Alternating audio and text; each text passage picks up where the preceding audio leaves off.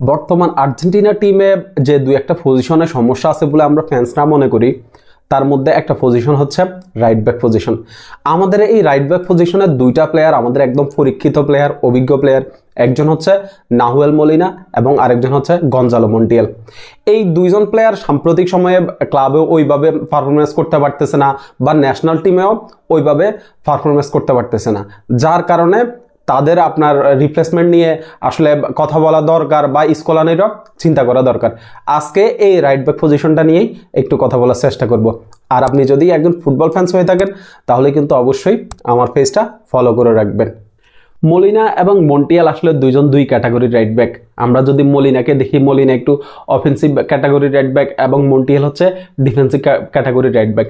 এখন স্কলানি যখন প্রতিপক্ষের ট্যাকটিক্স বুঝে আসলে তার যখন আপনার অ্যাটাকিং ফুটবলটা দরকার হয়েছে তখন তিনি মলিনাকে স্কোয়াডে রেখেছেন, এবং যখন ডিফেন্সিভ ফুটবলটা দরকার হয়েছে তখন তিনি মন্টিয়ালকে স্কোয়াডে রেখেছেন। এই দুইটা প্লেয়ারকে নিয়ে এত বেশি কথা হইতো না। এই দুইটা প্লেয়ার অনেক বেশি অভিজ্ঞ। আর্জেন্টিনার লাস্ট কয়েক বছর ধরে যে সাফল্যতে এই দুইটা প্লেয়ারের অবদান কোনো অংশে কম নয়। কিন্তু সাম্প্রতিক সময়ে আসলে এই দুইটা প্লেয়ারের একটা প্লেয়ারও ক্লাবে ওইভাবে পারফরমেন্স করতে পারতেছে না। ওইটার ছাপ তারা জাতীয় দলে নিয়ে আসতেছে, জাতীয় দলেও তারা ওইভাবে পারফরমেন্স করতে পারতেছে না। তবে মলিনার তুলনায় মন্টিয়াল আসলে অনেক বেশি পিছিয়ে। স্প্যানিশ ক্লাব সেভিয়াতে আসলে গেম টাইম ওইভাবে পান না। কিন্তু মন্টিয়ালকে যদি আসলে আর্জেন্টিনার টিমে থাকতে হয়, যদি স্কোয়াডে থাকতে হয়, তাহলে তাকে আসলে সেভিয়াতে রেগুলার খেলতে হবে এবং তাকে প্রমাণ করতে হবে। মন্টিয়ালের তুলনায় আসলে মলিনা একটু হলেও এগিয়ে থাকবে।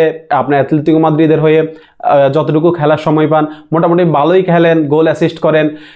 মলিনা এবং মন্টিয়াল ছাড়াও আসলে স্কলানির হাতে ভালো কিছু অপশন আমরা দেখতে পাই, যেমন মায়ের কথা খেলা পাবলো মাফেও, এবং আপনার মার্সেলিলিতে খেলা লিওনার্দো বালের্দি, বা এফসি পোর্তোতে খেলা নাহুয়ান পেরেজ এবং বালের্দি। এই দুইটা প্লেয়ার সেন্টার ব্যাক পজিশনে খেলে, কিন্তু কিছু কিছু ম্যাচে তাদেরকে রাইট ব্যাক পজিশনেও দেখা যায়। তবে নিউহান পেরেজ এবং বালের্দির তুলনায় আমি কিছুটাই গিয়ে রাখবো হচ্ছে পাবলো মাফেওকে। পাবলো মাফেও যথেষ্ট ভালো একজন রাইট ব্যাক, এবং মায়ের কথা তিনি অসাধারণই খেলেন।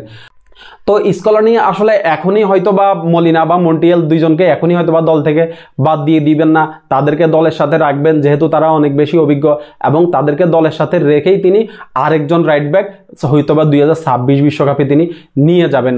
তো আমরা আর্জেন্টিনা ফ্যান্সরা আমরা আপনার স্কলানির উপরে অনেক বেশি বিশ্বাস রাখি এবং অনেক বেশি ভরসা রাখি। স্কলানি শেষ পর্যন্ত রাইট ব্যাক পজিশনটার জন্য ভালো একটা প্লেয়ারকেই চয়েস করবেন। ধন্যবাদ সবাইকে।